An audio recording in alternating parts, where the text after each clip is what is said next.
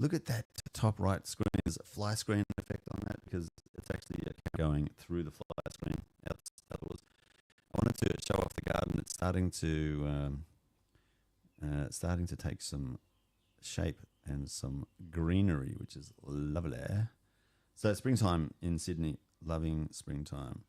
There's a couple of things that I wanted to do today.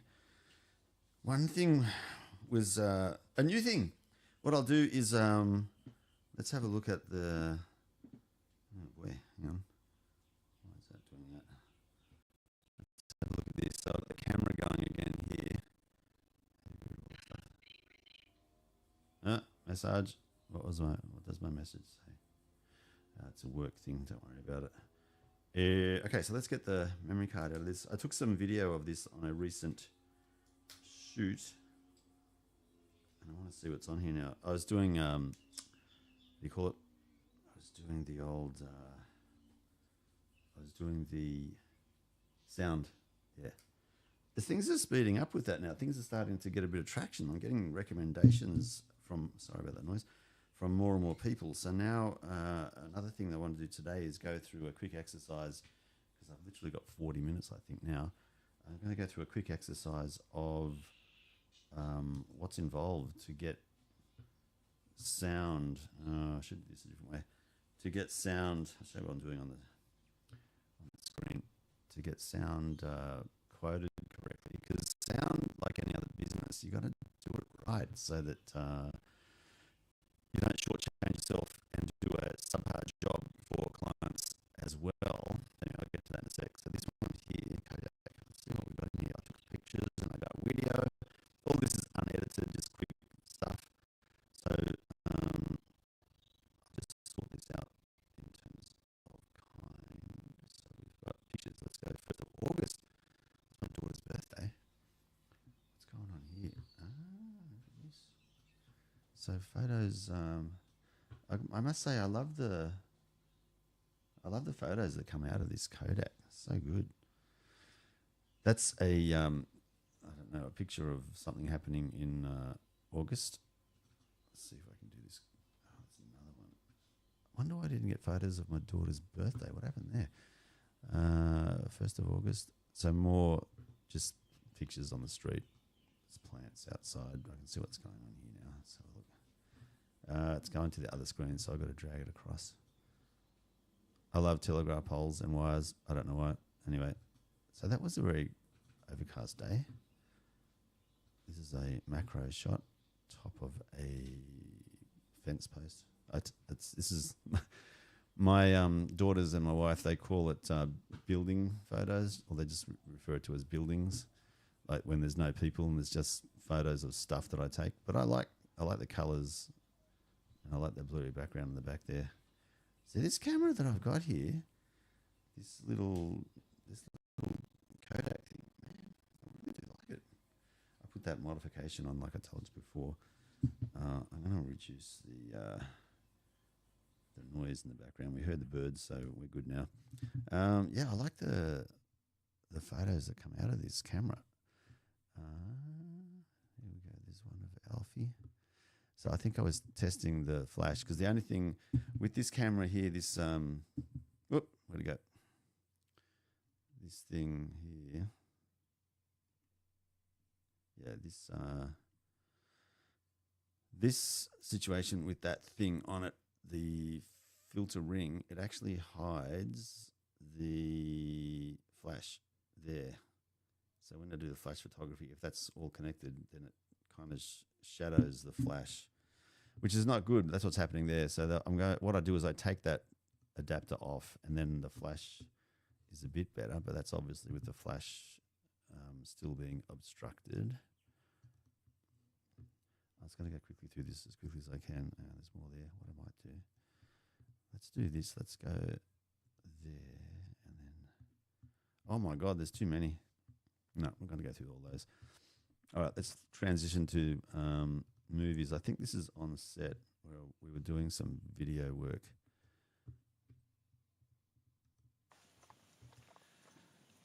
So here we've got the Steadicam operator being wheeled around like an invalid. going so fast I can't even catch him. So this is a guy with a Steadicam at the front, sitting on this wheelchair thing. Like they called it a rickshaw, so he could do some video work of an actress walking down, or running down this pathway, and he actually had the Steadicam on this apparatus where he could spin the camera around in circles in front of him, getting like a vortex effect. See it kind of spinning. It's a bit dark, sorry, but he's spinning it around. Look at that. So it's an Ari Amira camera sitting on a. Look at this. This is how it's done. These are the pros. Look at that. It's got a rope attached to the back of him. So it doesn't fall off the front. Oh my God.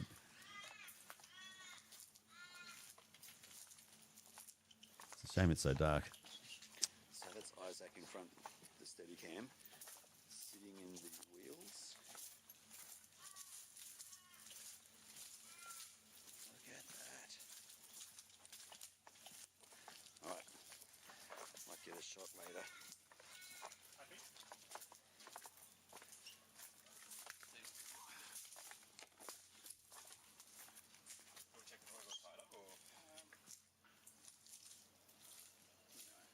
It was such a fun set.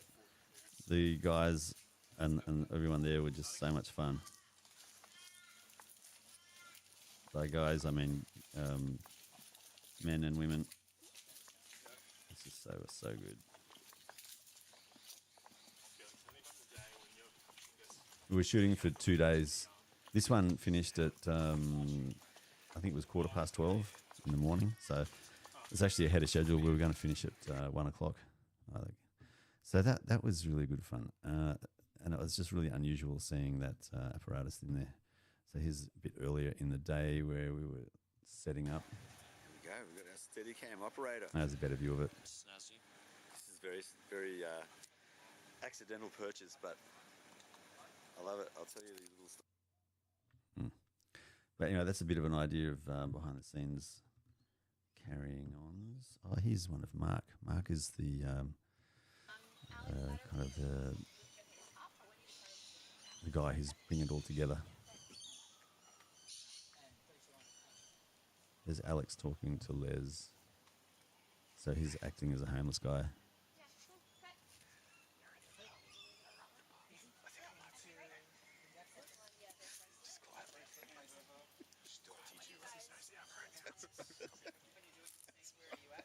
So there was no audio being recorded, obviously. That's why there's a bit of talking in the background. But they're just capturing the video. And we've got a behind-the-scenes camera operator there as well. I was wearing a mic, and then I'd be like, oh my gosh, think about all the stuff that I was saying. I know. That, like, technically is like someone else is receiving it right now. That's like, right. That's crazy. That's right. It's crazy. I'm the one who hears all this stuff. That's right. Oh my God, the other dude's here. Sorry I'm late. So that's Marcus coming in now. There's Josh on the left. That's Dana. She wrote the whole script, wrote the whole screenplay. Good to see you. Give me a high, right? Good to see you. Give my brother. Sorry. What are we doing? Being asked to be quiet now. So Josh carries Marcus off. Are you happy, Alfie? Yeah. Stunning. Now let's go for it, guys. 3, 2, 1, action.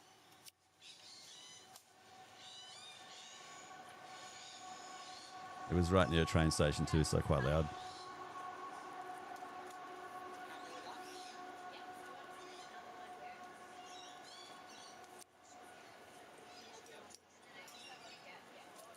But it gives you an idea what goes on behind the scenes on set. There's a lot of people involved. So when you see 2 people on a screen, there's all these other people behind them getting everything in place and, getting things set up. So here's, that's Fatima, there's me, obviously, there's Josh. So Josh is the actor, Fatima's the production assistant, and I'm doing sound.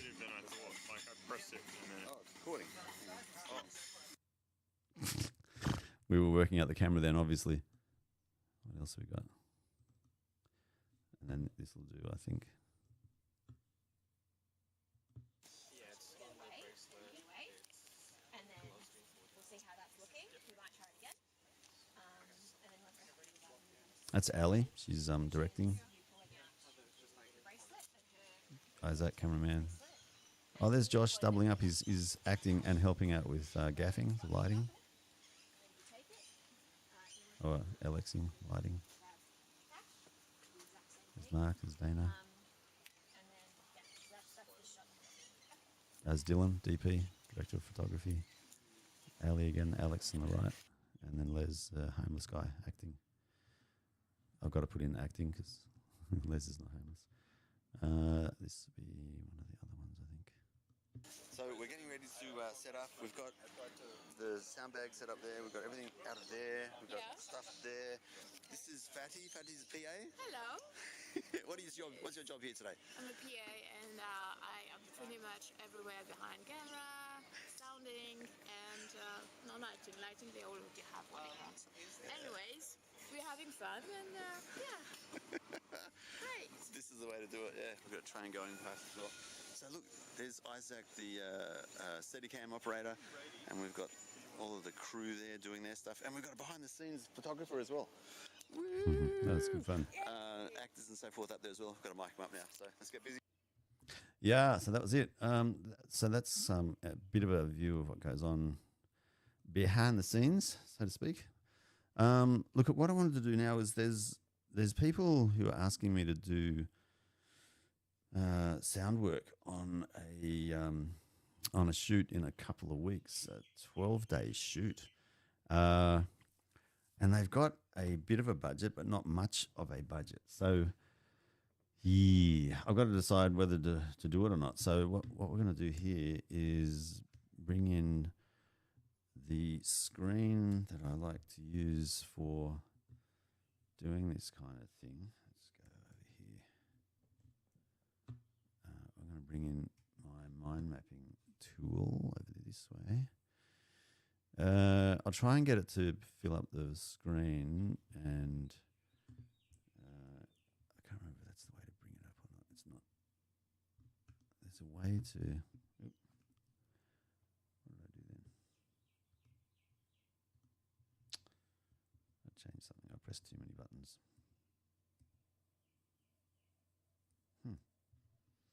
All right. Let's go redo. So what I want to do here is. How do you do that again? This way? Yeah. So we've got that going. What I want to do is change the view. Got to zoom in. Where's zoom? There it is. Simple as that. All right, so we can see it a bit better. So look, what I'm going to do quickly is work out probably over here, lessons with current planned projects. We'll do a quick thing because I'm going to probably refer to this in the future and fix things up. So I don't want to just do it once and then have to redo it again. So I'm going to make a sub. So if you're interested, this is MindJet Mind Manager. I don't know why it's taking so long there now. I just want to do one thing. It's a little bit of software that I bought the full version of way back when, and so this one. No, I thought it was going to bring me up. Bring up a license thing for it. It's not. Why is that? Must be in here, is it?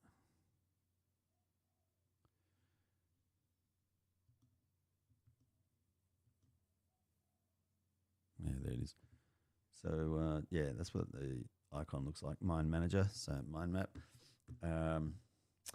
Yeah, I've been using it for quite a long time, and I really, really like it. So this one here, I'm just going to put in sound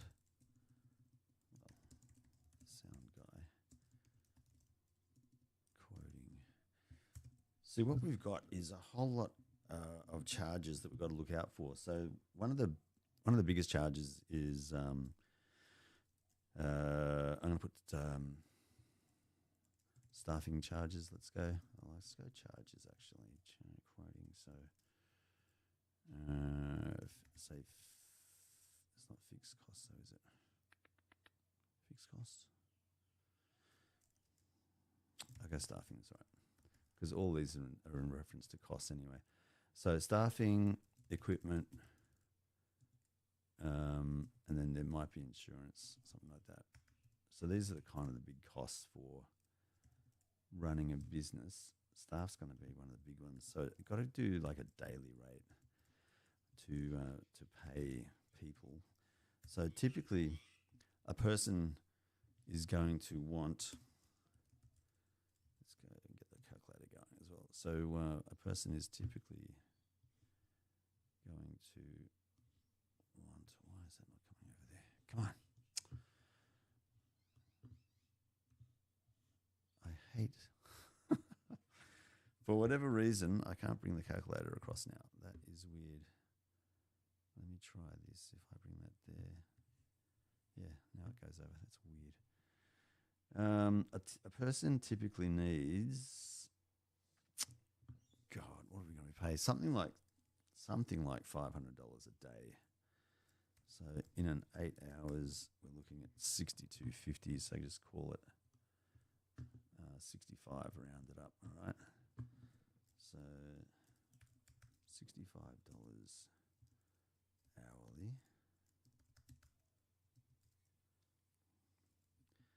What happened then? Yep. And then that means day rate of,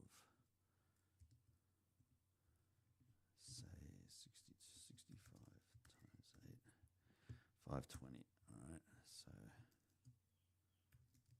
$520 daily. The reason I'm putting that there is because if I'm committing to a long time to do like 12 days shoot with a weekend off is in my mind a pretty big job. If I'm sick, I've got to pay someone to fill in for me, and therefore I'm charging my time out at $520 a day, so I can hire someone to fill in for me if I can't do it, and it's still going to guarantee that I'm the sound guy. Someone is going to do the work, so the people hiring me won't have to scramble to get someone else in if I can't make it. So all the equipment I've got this handy dandy thing on my phone. So I'm just going to try and change the input. Of course, it's not going to work. Just temporarily change the input on this, so I can show you quickly checklist. This other app that I've got, and in this app I've got all the stuff that I need to keep going. So I wonder if I can copy all of that.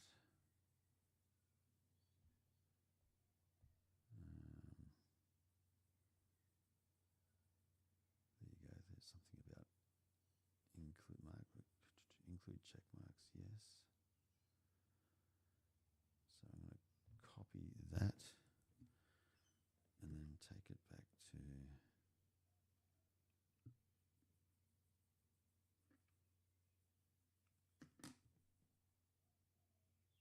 hello. Yeah, great. Take it back to here. Then I think I can do a paste of that. It didn't seem to do it. Why is that? It did do it right there. Okay, cool. So they're all the things. Wow. Is that now? I want to do it slightly differently. I want to go there.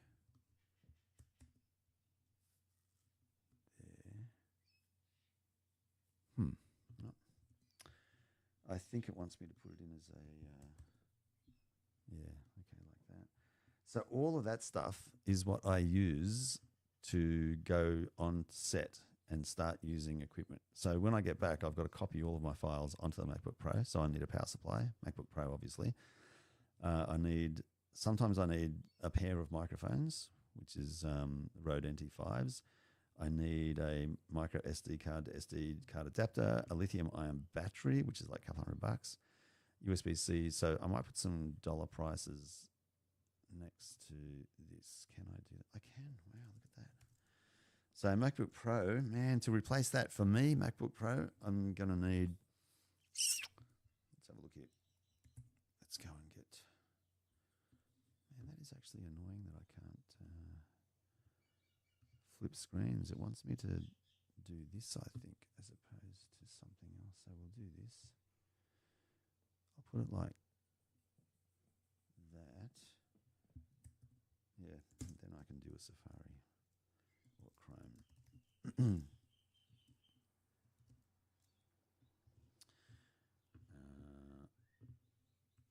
going to bring Chrome over here. So what I want to do is get like current prices. So AUD price on MacBook Pro.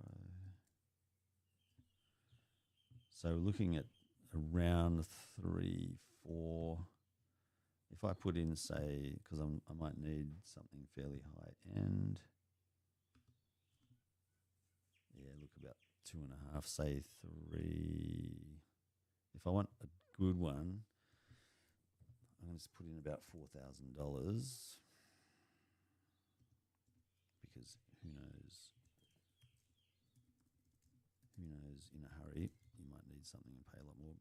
MacBook Pro power supply, far out. I don't know. Where's Chrome gone? MacBook Pro power supply. This is a little bit boring for you, but it's going to be something that I've got to do anyway. So I thought, let's go in here and do it. So it's written well down once. So $150 looks like we've got over there. So what I'm going to do next, far out. A pair of those, not sure. Oh, God, keep missing it. There it is. So a pair of those. What's happened?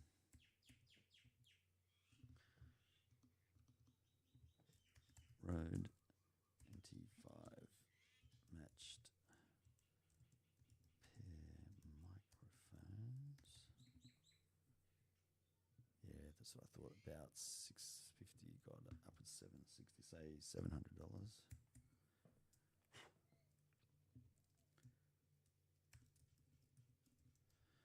I know the box, the SoundLink box that I've got was about $150. Micro SD adapter. It's going to be around about $20. The battery was around the $200 mark, pretty pricey.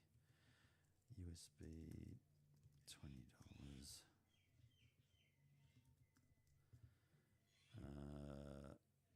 Mic 1/4 inch. Any of these adapters and things, leads are about $20 normally. Headphone sharing adapter. I do BTS, so the Canon was like $1,500. Video mic NTG, I think that's around the $250 mark now. Batteries are pricey, $200. Light stands vary. I put in, say, 50. Video production sound link box. They're still around the 150 mark as well. They're down to about $850 now. I've spent $1,000 on mine. Cables are about 20. 20. Just got to keep an eye on the time now. 12:09. So I got a half an hour. Light stand. I need 2 light stands because we've got equipment that I put on both. Sennheiser headphones. Now, I need pretty good headphones, so actually $200 there. These are not really good headphones, but I need good ones if these fail. Ambient sound file doesn't really apply. Sound panels, I spent about $100 on those. This is ongoing though, Telstra, so it's $110 a month. I do need internet. I do need a phone, so how much are they now?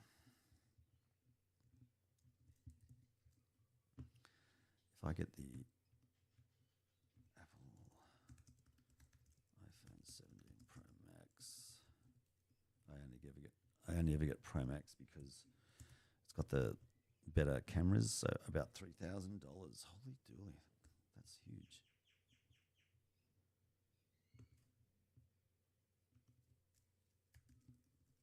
Because what I'm going to do is add all this up and then divide it by some kind of hourly rate over 3 years. Because I can write things off after 3 years on the tax and therefore buy new equipment every 3 years. About 104 blankets. Clamps would be about 100 because we use a lot of clamps. Technical. This is a sound recording device. It's actually about $450. Labs. I only get the Rode Labs, which are $190. I know because I had to buy one recently. Wireless Pro Packs. They are now coming down in price a bit. Still about $500. Those. This is not such a bad thing. Great little 24-bit field recorder. Boom pole. These things are very important and vary in price and quality a lot. 500 will give you a pretty good quality one. Rycat wind protection, again, same thing. These things are very pricey. It's the wind muff.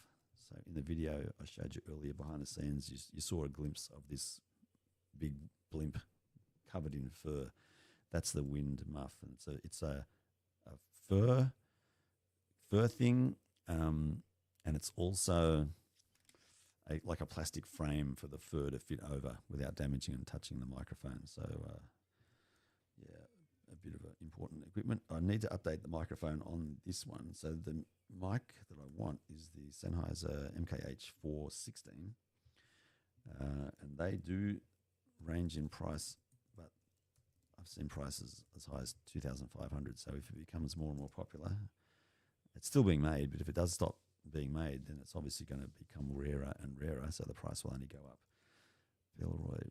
So I do need a bag to replace the bag I've got for holding all the sound equipment. Bellroy makes a great bag, a little bit pricey, but really good quality, and a Rode USB powered hub. Now these are pretty exclusive. Okay, so that's given me an idea of all the equipment. Let's go and add that up. So we've got 4,000. Where's memory? Memory plus 150. It's going to add up all the 150s. So we've got 1, 2,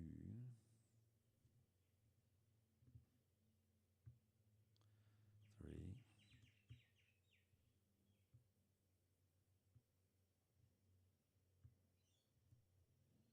4. So 4 150s. Should be 600. Okay, then we can add up all of the, so we've got 700 there.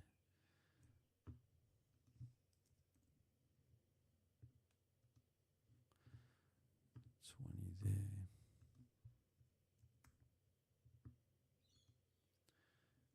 Then 200. 20. 2, 3, 20s, and 1,500. And then 250, 200, 50, 850, 20, 50, and then we had 200, 100, 110, 3,000, 100,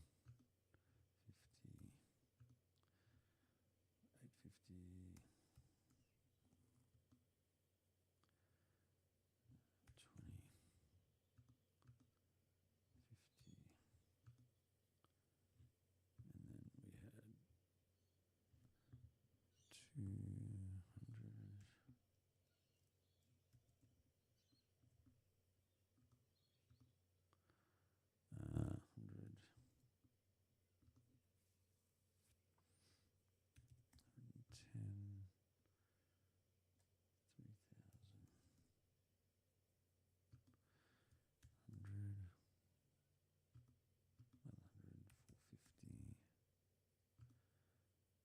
Oh, the lav mics.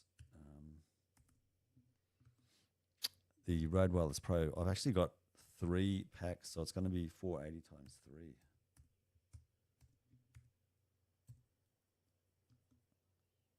Zoom 150. Boom pole, I got 2 of those, so it's $1,000. Right coat, wind protection 1,000. Sennheiser MKE, MKH rather 2,500. Pilroy messenger back 350. And then USB hub there, so it's going to be a huge amount of money, which is $19,760. So if we do say $20,000, divided by 3 years, so 20, 1, 2, 3, divided by 20, sorry, by 3 years. And then, how do you get negative? That's not right. 20, yep, divided by 3 is about 6,000, divided by 12. It's about 555 a month. Hang on, times 12 divided by 52, let's say. That gives us a week. Divided by 168 per hour gives us 75 cents per hour to cover. So the costs there, equipment costs per hour, I've got to add that on. So hourly rate for equipment. So it actually comes down to a very reasonable amount of money, doesn't it? Over 3 years. That's per hour. Oh, wait a second. That's pretending it's going to be every single hour. No. It's going to be higher than that. Let's go back a bit. Times 168 equals 128. So it's actually divided by 40 for a typical week. So $3.21. That's about. Say 350. Right, round it up. So if I go 350 times 40 times 52 weeks times 3 years, I get 21,850. So that'll cover, if everything goes wrong and I have to replace all of my equipment every 3 years, which is what I should do, running as a business properly, then I should be charging $3.50 per hour on top of everything. Okay. Now, there's a couple of things. Equipment, I'm going to go processes as well. Because what I want to do here is obviously negotiate a little bit on where I can to maintain a good quality. This is where project management comes in. Project management 101. Love project management. So look, there's these 4 constraints. Put it in view there, 4 constraints. You've got quality, which you do never, ever change. Never change quality. Always do the best job you can do. And what is quality? Definition of quality is the adherence to the requirements. And the requirements come down to, quality is adherence to specifications. Specifications come through requirements. So someone requires a car with 4 wheels and a working engine and a body and a paint and all the other stuff. So you got to adhere to the requirements. If it's got 3 wheels, it's not enough. If it's got 4 wheels, that's adhering to the requirements. Do you need a spare wheel? So 5 wheels. Then that's even higher requirement needed to satisfy the specifications. And so the specifications are saying 5 wheels, 1 spare, 4 on the car. If it's not got a spare wheel, and if it's one of those space saver wheels, does that classify as a good enough full-time replacement? In my mind, no, it doesn't. So it'd get a 4.5 instead of a 5 set of wheels, which means it's not adhering to the highest quality standards. So quality is always defined as adhering to the specification. The specification says 5 wheels. Space saver, in my mind, is not a 5th wheel. It's 4.5, 4.5 wheels, because you've got to replace it. It's not a permanent replacement. And so its quality, therefore, in my mind, is not as high as one with 5 wheels, which is a full-size spare wheel. And if you've got a car which has got two sets of wheels which are different, the back wheel's bigger, wider, higher, than the front wheels, then you need 2 spare wheels. You've got to have one for the front set of wheels and one for the rear set of wheels. So you have to have 6 wheels of tires, so you can replace front or rear and leave it on, not have to change it at a different date. So I hope that helps understand what quality actually means. It's not whether it's good or bad, it's how closely does it adhere to the specifications that have been specified from the requirements that the end user wants. It's got nothing to do with how it looks or feels or fit for purpose or anything like that. It's a mathematical measurable, that's the word, measurable quality or a measurable definition or a measurable specification, if you like, for the design. So what I'm saying is, with those 4 constraints around projects, always keep quality in mind and never ever compromise on that. What you can then do, if you want to reduce the cost, because you're operating at a high quality, therefore you should get paid best dollars. If you're operating at a low quality, then sure, charge a minimal fee, but don't expect to get a great outcome, and don't expect to get referred for ongoing work, because you won't. It'll be just garbage work.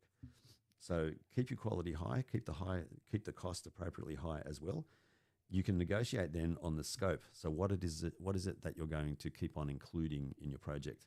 So for example, I record on a piece of paper in a notebook what microphone is attached to what actor, so I can then isolate a track if I want to get a better recording for some actor who said something, but there might be background noise over the final mix. So I want to replace what that actor is speaking with the separate audio that I've recorded on that separate mic. To do that, I keep a notebook of what microphone is attached to what actor, and then what input is it going into. Then I can find the file and then put it in place. That, in my mind, is a really, really cool requirement or a specification that I can then point to say, here's my added quality that I give to you. But it costs money because it takes time. I've got to put effort in to carry a notebook, pen, all this stuff, think about it, and then write it down every single time we change a microphone on an actor. So one of the things I can do is say, okay, I can reduce the cost of this project by excluding that. I won't give you a notebook with the definition of which file goes to which actor. You'll have to work that out yourself in post. So that's a reduction in the amount of work and effort I put in, or I've got to do. And then the end client can put in their effort to save money because they can do it themselves as opposed to having me do it. And there's other things I can do as well. So rather than make individual files for all of the actors, I can just say, okay, I'll give you one file which has got all of the actors in it. And therefore the quality is not going to be as great because you don't have a backup file to replace over the top of one if there's a bad take. So in that way, I can reduce the amount of effort that I put in by reducing the scope. Sorry, not reducing the quality, reducing the scope. So there's things in there that I'll exclude, but you'll keep the bare minimum that's been specified as a requirement by the client because they don't want to pay any more money. So rather than say to someone, no, you can't afford me, I'm not doing it, you can instead go in and negotiate with them and say, right, this is what I normally do for this price for you. I'll take out these things and I can reduce the cost because then you won't get all the things that I can provide, and then give you a reasonable outcome, but it won't be as the same as if I was doing it at full cost. I hope that helps. But anyway, so you've got the quality that you don't move. You can move scope, and that scope, when you reduce it by saying, I'll exclude extra sound files, I'll exclude the extra notes that I include normally, I can then reduce the amount of effort I put in. That reduces the scope. That reduces the next thing, which is the time. So there's less time that I spend doing things automatically when I reduce the scope. So quality staying high, scope is reduced, the time it takes me to get the work done is reduced, therefore cost and time are reduced. So that's the cost and the schedule. And then the last one, I'm trying to remember the 4 constraints: quality, cost, time. What's the last one? Come on, guys. It's only been 2 years since I've last done my last formal project and I've forgotten already. Can't believe it. Quality, scope, time schedule. Oh my God. Now I've got to look it up. Can you believe this? How ridiculous. This is the problem when you do things live. They call it a triple constraint in project management, but I make it a quadruple because they often leave out quality. So scope, time, and cost. Why didn't I include that? I don't know. So quality, scope, time, and cost. Oh, well, there you go. The cost, of course, comes down because we're talking about cost. So when you reduce the scope, you automatically reduce the amount of effort, the things that you're doing, which then reduces the time, which then reduces the cost automatically when you reduce the scope. That's why I always pick on what can I not do for you? Because in scope, it's what is included and what is not included in doing your project. And if they want everything, plus they want the quality, which I always keep at a fixed level, I always do the best job I can, then what's left is the scope, the time, therefore the cost. If you try to reduce the cost without reducing the scope, all you're doing is adding pressure to you to try and get all the same shit done for the same cost while you get yourself ripped off. So that's a stupid way to operate. Never, ever just reduce cost and then promise to give all these other things. It's got to be corresponding. If the customer doesn't want to spend all the money, then you must look at reducing the scope. And if you try and tell someone that I can do it in half the time for the same cost or for less cost, even worse, you're not only making it hard for you to get things done in a reduced time at the same quality, doing the same amount of work at the same, like at a reduced cost and then a reduced time, because the implication is if you can reduce the time, then you're reducing the cost.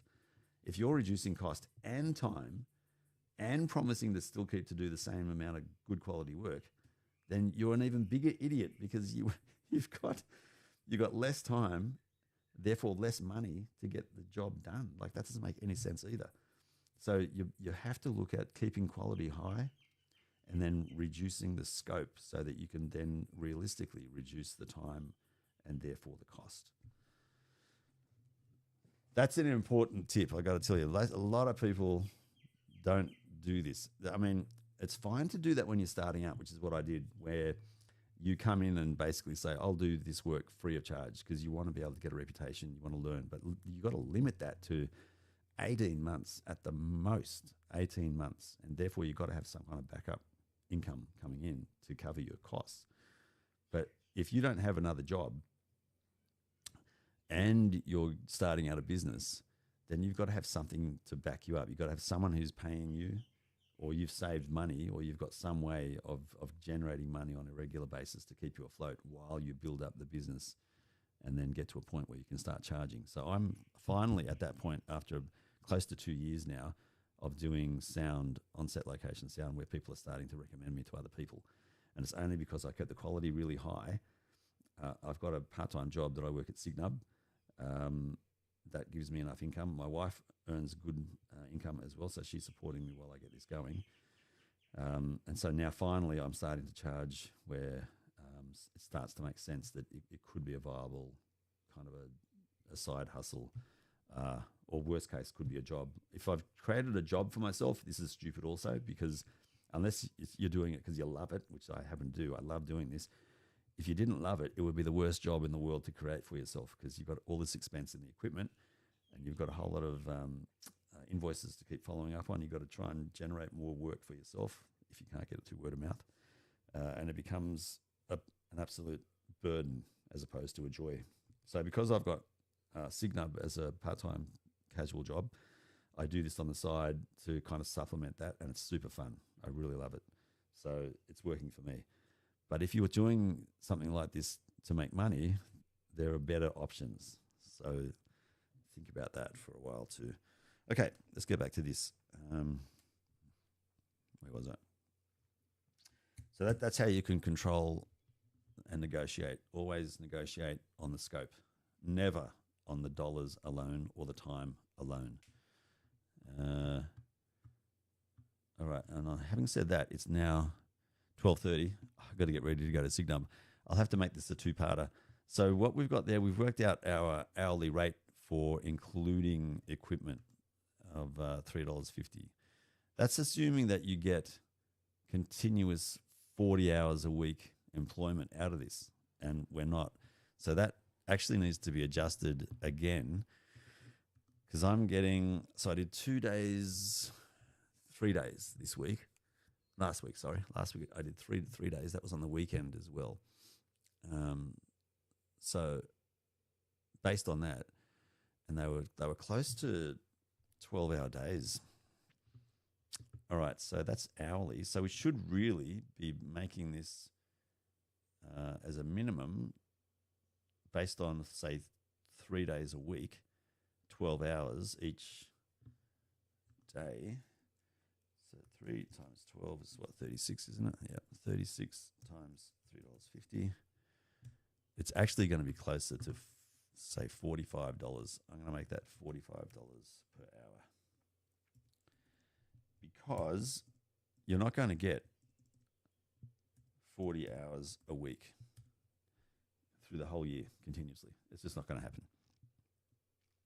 I'm looking at the wrong camera. You're not going to get 40 hours a week consistent work doing sound. There's just no way, unless you'd be in a full-time job. So it's not going to happen. Especially in the indie film industry, indie films, just by definition, they're done on a shoestring budget, on weekends typically, and where people have time to devote to it. So it's by definition not going to be a 40-hour-a-week job. So that's what the hourly rate needs to be, $45 an hour, based on a 12-hour day.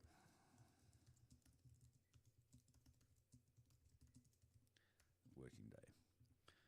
Right. Now, processes, I'll just quickly going to outline what the processes I'm talking about are. So it's that notebook mic input, 6 by lav mics, 1 by boom mic, and then you've got workers' comp, and then you might have equipment insurances. Yeah, things like that. So I've got a drone as well, so drone insurance, if that's ever going to be used, just to cover all the costs for things that crop up. Let's go fees and insurances, because the car, we've got rego, insurance, and then maintenance, then fuel, then tolls, then parking, yep, that kind of stuff. So for staffing, you've also got food and accommodation costs as well. So, all right, let's do a part 2. I've got to get ready. I will talk to you all. There's a camera over there. I will talk to you all a little bit later. It's been fun.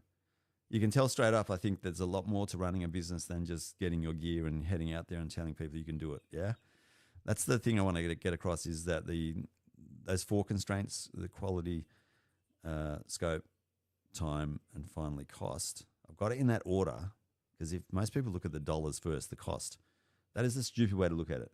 And then they look at the other one, which is time, which is again based on cost, and it's a stupid way to look at it. And then they look at the scope kind of second last, if at all, when that's the thing to concentrate on. And sometimes they even look at quality, but most people aren't even aware of what quality is, so they ignore it, and hence they have that 3, the triple constraint they talk about, ignoring the big one, quality. Because without that, no one is going to require or request you to work for them. If you do not do a quality job, they're not interested. And so a lot of people take those first 2, quality and scope, as just being taken for granted, but they're really important. because the quality will guarantee you that you do the best job possible and you will get rework. You will be rebooked.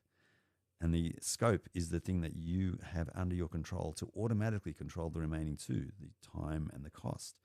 When you increase scope, you increase time and cost. When you reduce scope, you reduce time and cost automatically. But do not compromise on quality. That's the thing you do not compromise on. Maintain the same level of quality for that scope that does fluctuate. So the only thing that you should concentrate on to fluctuate is not time or cost, but the scope, because that automatically adjusts the time and therefore the cost. So the scope is the thing to vary. Quality is to just keep ratcheting at a very high level. And then you keep quality, number one, and then change scope. And then your life becomes so much easier. All right. On that note, I'm going to go. Bye now. Take it easy. Enjoy. See you next time.